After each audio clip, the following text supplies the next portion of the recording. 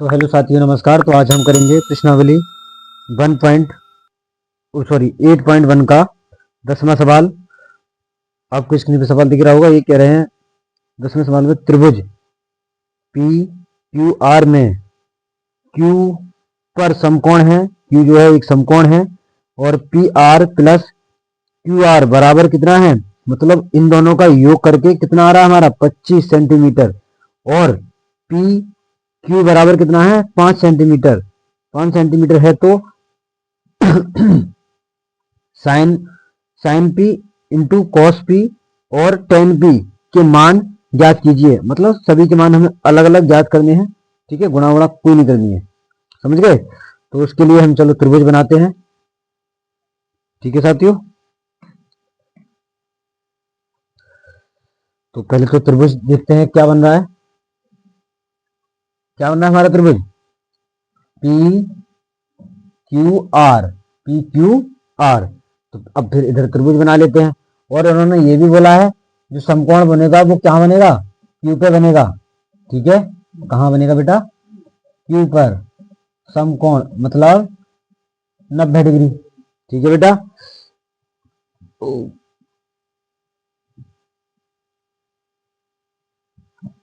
ये बनाया मैंने त्रिभुज। अब इसके नाम देते हैं बिंदुओं को, मतलब इनकी, ये हो गया हमारा आर और ये होगा हमारा पी और ये तो हमारा होगा क्यू। क्यू होगा, बोल रखा है बेटा, ठीक है। तो इसके सामने वाली भुजा क्या होगी, कर्ण होगी, ठीक है। ये के बनाता हूं मैं, ये होगी कर्ण, ये हमारा लंब होगा और ये हमारा आधार होगा, ठीक है। और उन्होंने ये भी दे रखा है पी और R, P R plus Q R बराबर कितना है 25 सेंटीमीटर। कितना है बेटा 25 सेंटीमीटर। और पी क्यू बराबर कितना है 5 सेंटीमीटर। 5 सेंटीमीटर मतलब पी क्यू, ये वाला लंब की भुजा हमारे को मालूम पड़ गई कितनी है बेटा 5 सेंटीमीटर। कितनी है बेटा 5 सेंटीमीटर, ठीक है। और हमें ज्ञात क्या करना है, हमने इन दोनों की दे रखी है, ठीक है। अब हमें ये नहीं मालूम है कि कौन कितने का है। दोनों मतलब है 25 के, लेकिन हमें ये नहीं मालूम कौन कितने का है, ठीक है। तो मैं उसके लिए आधार को x मान लूं, इसको मतलब पी क्यू और आर को x मान लूं। इसके हिसाब से देखो क्यू आर आर है ना, मैंने आधार x मान लिया अभी, ठीक है। और इसकी वैल्यू निकालने के लिए अगर हम लिख सकते हैं क्यू आर बराबर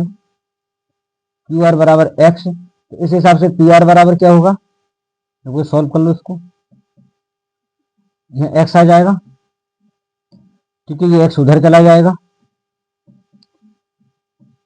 माइनस का 25x, अरे इधर प्लस का था उधर जाके माइनस का हो जाएगा भाई, ठीक है। ये आ गया हमारा मान किसका, पी आर का, मतलब कण का, ठीक है भाई। किसका मान आ गया, कण का, ठीक है। ये हमारे पास मान आ गया, कण का मान आ गया, ठीक है। अब पाइथागोरस प्रमेय में क्या होता है, लंब बटे सॉरी कण का स्क्वायर और लंब का स्क्वायर प्लस आधार का स्क्वायर। लंब हमारा, इसमें कण कितना है हमारा पी आर है, अरे पी आर है कण, है ना। लंब कितना है हमारा पी क्यू है, ठीक है। और आधार कितना है क्यू आर, ठीक है। वैल्यू लगा दो जो दे रखी है, ठीक है। पी आर की वैल्यू कितनी है, ये तो दे रखी है 25 माइनस एक्स, सभी पे स्क्वायर है, ठीक है। तो इसका भी स्क्वायर कर लेंगे। थोड़ा बड़ा सवाल हो सकता है, कोई बात नहीं, समझ में आएगा आराम से देखोगे तो, और ध्यान से, ठीक है। पी आर का वैल्यू कितना है, सॉरी पी क्यू का वैल्यू कितना है 5 सेंटीमीटर, ठीक है। मैं यहां से लगा रहा हूं। और क्यू आर की वैल्यू कितनी है एक्स, ठीक है। तो इसका ये फॉर्मूला बन गया ए माइनस बी का होल स्क्वायर बराबर क्या होता है ए का स्क्वायर प्लस बी का स्क्वायर माइनस 2ab, क्या होता है माइनस 2ab, ठीक है।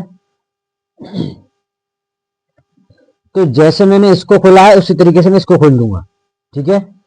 तो 25 का स्क्वायर है ना प्लस x का स्क्वायर प्लस 2 गुणा 25 गुणा x। ठीक है भाई, और ये 2 है, ये a है, ये b है, ये e है, ये b है। ठीक है, और इसका मान कितना होगा 25। अरे 5 का वर्ग 25 होता है, ये एक्स स्क्वायर ऐसे ही रहेगा। ठीक है, ये एक्स स्क्वायर ऐसे ही रहेगा। ठीक है, इसका 25 का वर्ग कितना होता है 625 होता है, नहीं होता है। ठीक है, अच्छा ये एक्स स्क्वायर हो जाएगा। ठीक है, और ये 25 दूनी 50, 50 एक्स हो जाएगा। ठीक है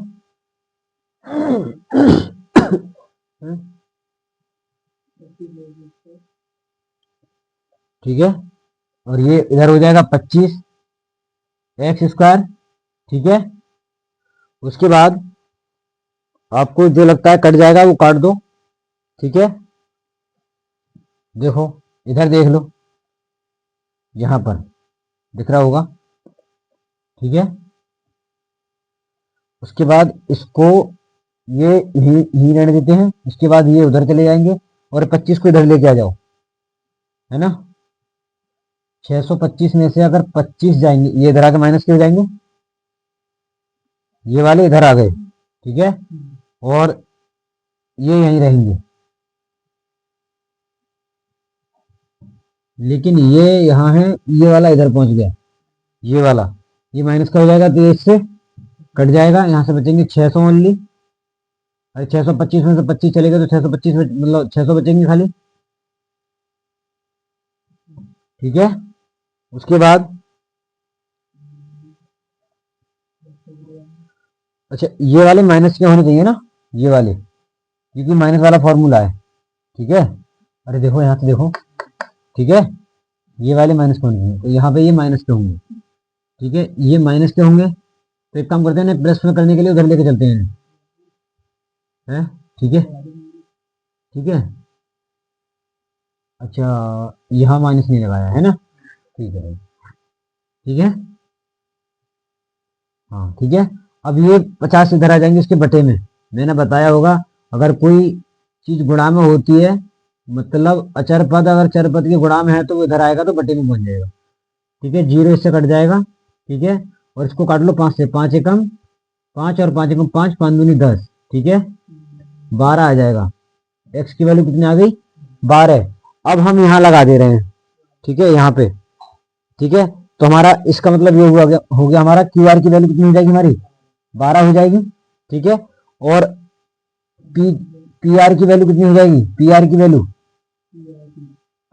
हो जाएगी 25 में से 12 घटा दो, कितने बचेंगे। अरे यहाँ 3 बचेंगे और यहाँ बचेगा 1, 13 बचेंगे, तो इसकी वैल्यू कितनी हो जाएगी 13।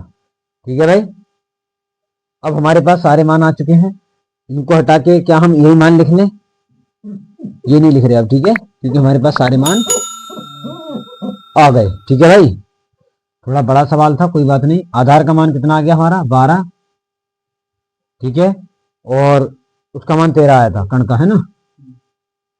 कण का मान कितना आ गया 13। ठीक है, अब हम इसको रफ करते हैं फिर आगे चलते हैं। ठीक है, अब हम करते हैं साइन साइन पी का मान निकालेंगे। पहले क्या निकालेंगे, साइन पी का मान निकालेंगे। साइन पी मतलब कौन हमारा कहाँ बनेगा, अब यहाँ बनेगा, तो इसके सामने वाली भुजा क्या हो जाएगी हमारी, लंब हो जाएगी। उस चीज को लिख लेते हैं लाल बटे कक्का को, जिससे कि हमें समझने में कोई दिक्कत ना होनी चाहिए। ठीक है, तो लाल बटे कक्का के हिसाब से लंब बटे कण होता है ना। तो लंब तो हमारा ये है और कण हमारा तो वही रहता है ना। तो कण क्या हो जाएगा क्यू आर, है ना, Q R upon P R, है ना, Q R upon P R. ठीक है, अब देखो मान लगाओ, क्यू आर की वैल्यू कितनी है 12। ठीक है, और उसकी वैल्यू है 13। ठीक है, तो ये आ गया हमारा साइन पी का मान। ठीक है भाई, साइन पी का मान। ठीक है, और उसके बाद हम देखते हैं किसका, और किसका पूछा था, कॉस का पूछा है, कॉस का, कॉस पी का। सभी में पी का पूछा है तो हमें दोबारा कोण बनाने की जरूरत नहीं है ना। तो इसका होता है आधार बटे कण, तो आधार हमारा ये है ना, आधार हमारा ये है, तो पी पी पी क्यू है, अरे पहले आधार ही तो आएगा। अरे आधार हमारा यही तो है, इसके हिसाब से ये है भाई, ठीक है, पी क्यू। और उसके बाद हमारा कण है, कण तो हमारा वही रहता है, पी आर, है ना, ठीक है। लगाओ वैल्यू, पी क्यू की वैल्यू 5 है और पी आर की वैल्यू 13 है, ठीक है। अब हमसे 10 का और रह गया है, 10 का और पूछा ना उन्होंने, इधर कर लेते हैं, उधर नहीं दिख रहा होगा, ठीक है।